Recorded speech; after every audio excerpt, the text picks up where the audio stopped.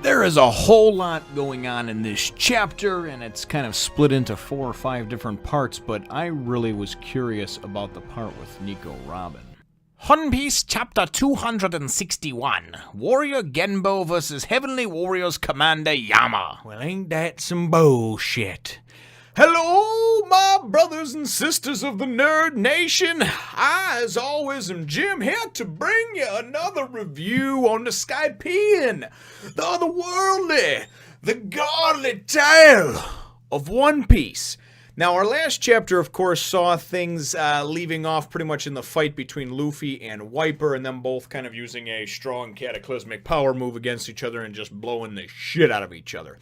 That's where things left off, and that's where we pick up. This chapter divides amongst many different paths, and I'll try to get them all together over here, and hopefully be able to kind of wrap it up in a nice, neat package. But I may miss things because I am only human. So even though it may seem like I am not sometimes, I am only human. And even that, some days, I'm not sure of. So, things do start off between Wyper and Luffy where they left off, and of course, they're both just are standing, you know, apart from each other, one on one area, one on the other area, about to go at it again, it seems like, and, you know, one makes a comment to the other one, I don't know exactly, but the next thing you know, Luffy just starts, like, falling, like, it looks like he get pulled or sucked into the ground. I don't know if it was like a sinkhole or somebody pulled him down or what, they don't really show. And Wyper's like, what the hell, where'd he go, you know? Next thing you know, you see Luffy, you know, next page or whatever, and you look at the background, and he says, oh, I finally stopped falling, and it looks as if he has fallen or been pulled or whatever down into some kind of ancient ruins, maybe that have been covered up through time or something like that, but some kind of underground, you know, again, looks like some kind of ruins, like an underground city or something like that. So, I'm not sure if this is the El Dorado, Shandora type thing or what. It then goes and it takes us to the great warrior Genbo and Yama, the big Humpty Dumpty Igaram-looking guy that's in charge of the angelic warriors that has this big sash on and is just a really odd-looking character design. But anyway, they're going to go at it, and there's a little bit of shit-talking between the two. Genbo goes and fires his rocket launcher, you know, and the iron ball bounces harmlessly off of Yama, and he's like, oh, is that the earthly, you know, or is that the, I keep wanting to say Vars, but is that the Verth element known, or material known as iron? It's much heavier than anything you'd find up here, and blah, blah, blah, you know? Anyway, they go at each other a little bit with words, and then ultimately Genbo goes to come at Yama. Yama and him, you know, start tussling. He winds up going and pulling out this 10-strike mountain axe, you know, and I'm assuming that has something to do with his dials or his special move, and he just kind of just slices and runs right through him, and you just sort of see, like, the slices, you know, on this little picture of Genbo. Next thing you know, you see Genbo, you see some blood spurting. Next thing you know, that next panel, Genbo is out. He's dead. He's down. Whatever. And there it just shows, you know, the background that's there. So Yama pretty handily defeated him. It then goes and it takes us for the third split in the chapter. It winds up taking us to the Going Merry. And of course, Sanji and Usopp had been knocked out by Enel before he wound up, you know, saying his piece to Gonfall and then leaving. Gonfall and Nami were left on the ship, and then we kind of just saw, like, the feet and, like, a word bubble of ho, ho, ho. And I'm like, I was thinking it was that Satori. This was a couple of chapters back. Well, it turns out that it's actually Hotori and Kotori, that they were all triplets, and then these two were just kind of like underlings, you know, sub-commanders of the angelic army or what have you. So, to me, kind of fodder and throwaway characters because, you know, they're higher up who was maybe dead or hurt or whatever. Satori was not exactly my favorite character to begin with, so just kind of this big bouncing ball of fluff, you know, sort of reminds you of, if anybody's ever seen Alice in Wonderland, the older Disney movie, the live action movie Alice in Wonderland. Either one, it's Tweedledee and Tweedledum. You know, they're just sort of these round little, you know, fellas that bounce around and everything like that. And that's what they look like. They're like, ho, ho, ho. And Gonfall's like, I will take them out. Don't worry. Even though I'm wounded, I have to take them out, take their dials, and I have to go find my people because I can't trust Enel not to be a dick and kill them because he is a dick, right? So Nami goes, and I kind of like this about her. Nami goes and boom, pulls out her climate baton, climate tact, whatever, you know, and she pulls that out, and she's like, no, it's okay. Sometimes I need to defend, you know, people too, or whatever. And I thought that was kind of cool because for the most part, a lot of times Nami does not have to get involved in anything because she has strong people around her, like Luffy, like Sanji, like Zoro, right? And a lot of times being the navigator, she's very much of the shooting out the orders. She's always the one that sort of reels in everybody when they're getting out of control. And really kind of almost like the older sister or the mother hen of the ship, of the Straw Hat crew.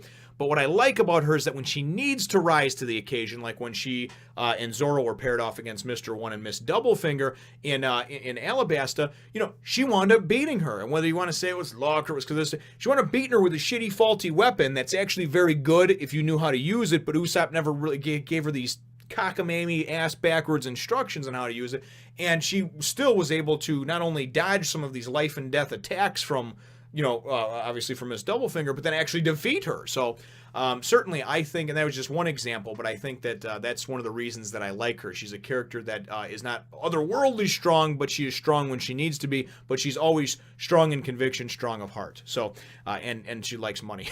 But what else can you say? And her breasts are amazing and get larger, it seems like, as the series has gone on. So she went from looking like a 12-year-old boy back in the first arc to now she looks like a Playboy or penthouse model, the silicone variety. So whatever, it is what it is. Still like her though. So things leave off with that, and Gonfall and her are about to go and take out Katori and Hotori or what have you, right? The other two of the triplets. So then it goes, and the fourth split goes and takes us to Nico Robin. Now, if you remember, she's the only one when they got separated 4 or 5 chapters ago from that giant anaconda, Zoro and her and Chopper and Luffy. She's the only one that actually was going the correct way, the true south that she needed to go to get to this El Dorado or what have you. So she's looking at the map, and she's this, and then she comes upon some ruins, and she's like, this is very interesting. And she's like, oh, Shandora and this and that. She starts talking about all these various things about it. And what I thought was really cool about it is, number one, she said the city, this El Dorado, this is Shandora. It's the ruins of Shandora. Number two, she said the city thrived in 1110 years ago and then was wiped out, or whatever happened to it 800 years ago. She says that 300 years in there, it winds up covering the period of time of this 100 years that's missing from what I'm assuming is the true history. I believe she says the history or the true history. And that kind of goes and gets my wheels turning back to Alabasta when she was reading the Poneglyph and everything else that she was trying to find. She didn't find what she wanted there.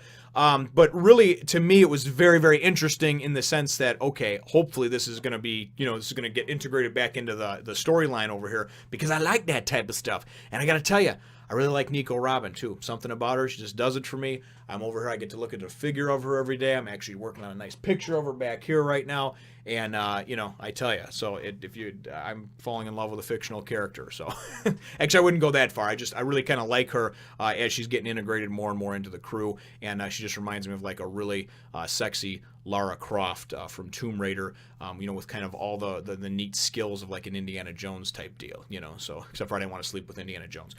Anyway, so too much information? Probably, Jim. Okay, good. Let's get back to it then. So then then she winds up coming upon, as she's looking around, she's like, I gotta find the middle of the city and this and that of Shandora. So we find out that all of a sudden, Yama, winds up appearing, right? The Igaram Humpty Dumpty guy.